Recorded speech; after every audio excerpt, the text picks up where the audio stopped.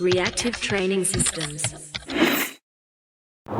So a few weeks ago, I was posting videos a bit more frequently of me using belt squats in my training. And the way I've been using belt squats, I have one of the Iron Mind hip belt apparatuses, I guess. I've been attaching it to a barbell, which is attached to a landmine, and so I've been doing them in like a lever style.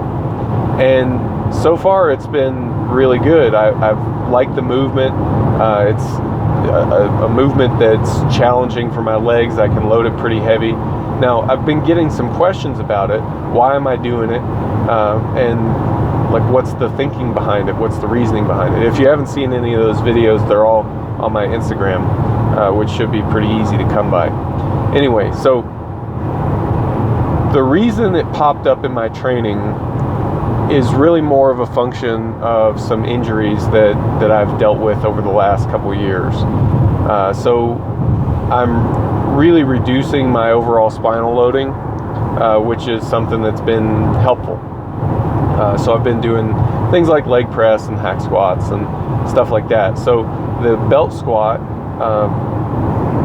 is helpful with that type of thing. The loading is all placed on the hips, so you can train your lower body without really taxing your back or adding additional spinal loading.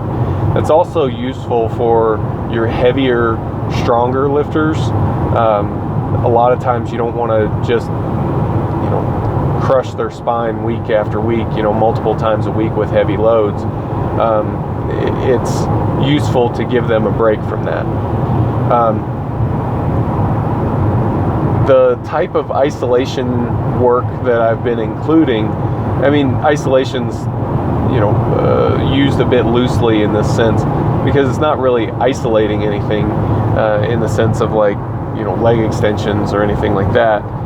But it's isolation more than, your competition exercises.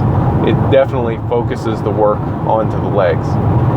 And that is something that I think is useful whether you have any injuries or not.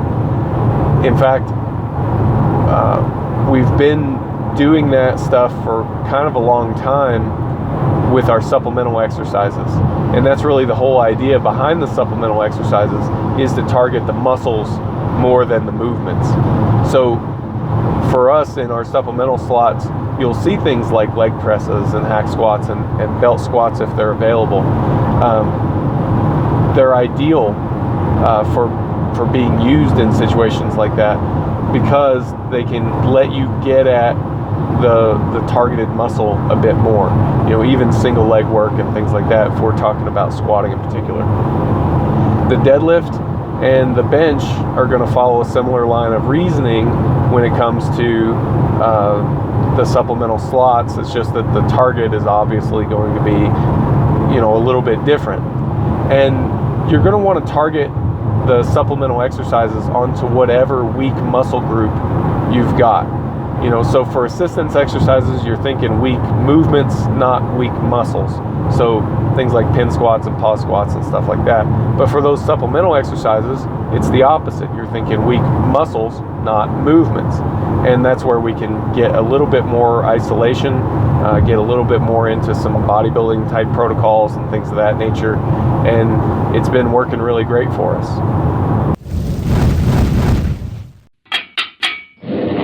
Reactive training systems.